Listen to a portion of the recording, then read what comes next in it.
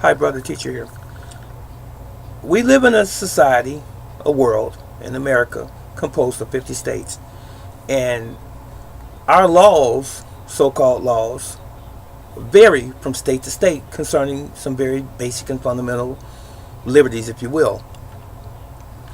One thing about our laws is that, as it relates to voting, you must be 18 years old to vote, 18 years old to buy tobacco products or cigarettes, but you have to be 21 years old to buy alcoholic beverages, beer, wine, and so forth.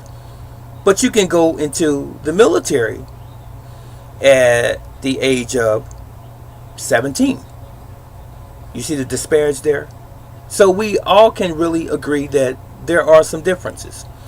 Now, here's the big one here that I want to pose to you, that I want to ask you, the human being, the people that are watching me right now, as it relates to women.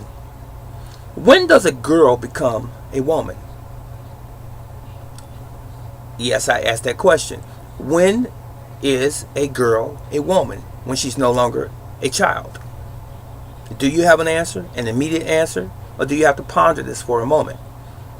I'll tell you what my understanding tells me when a girl is no longer a girl, literally a girl or a child and a woman, and that is when she's able to bear children.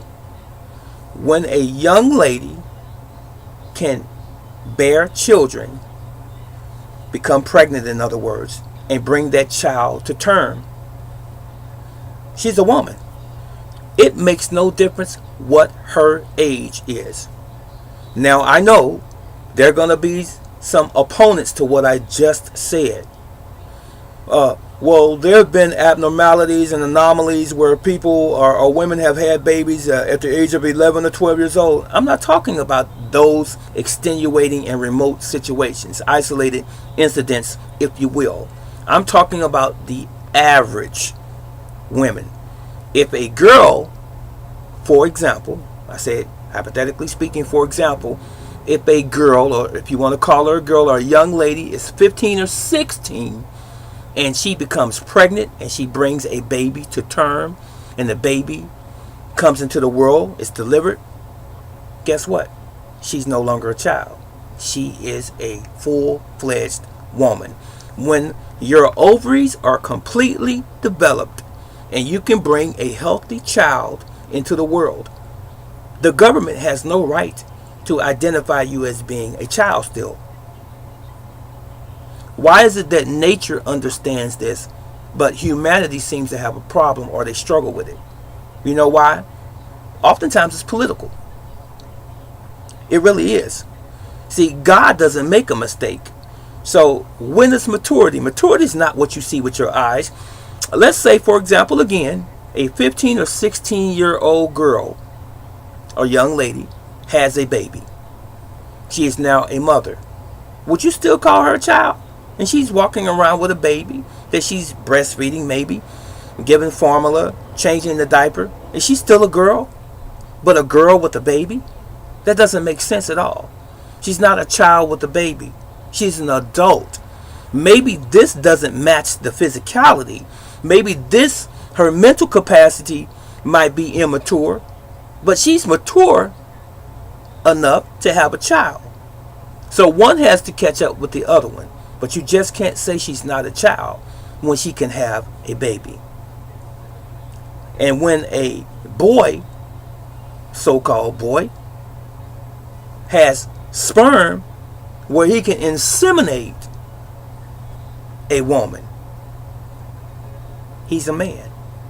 Whether or not he behaves as a man or she behaves as a woman is immaterial. Society can't put a number on you and say, well, if you're below this particular age, you're still a child. Who told society that? Who told government that? Who told your country that? Your nation that? Did God tell you that? So what does nature say about this? Do the animals that live in the wild have this same rule, this barrier as to when maturity is?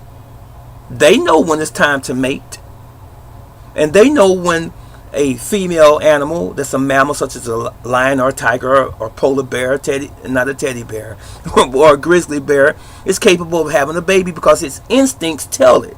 It can smell the pheromones, and it knows when that other part of the species, that other half, that female entity, is capable of bearing a child. And it makes that male aggressive. And then he does what nature says do. Human beings are the only ones that have these problems. We like to set parameters around what God or nature has told us what the law really is. So if a young man or boy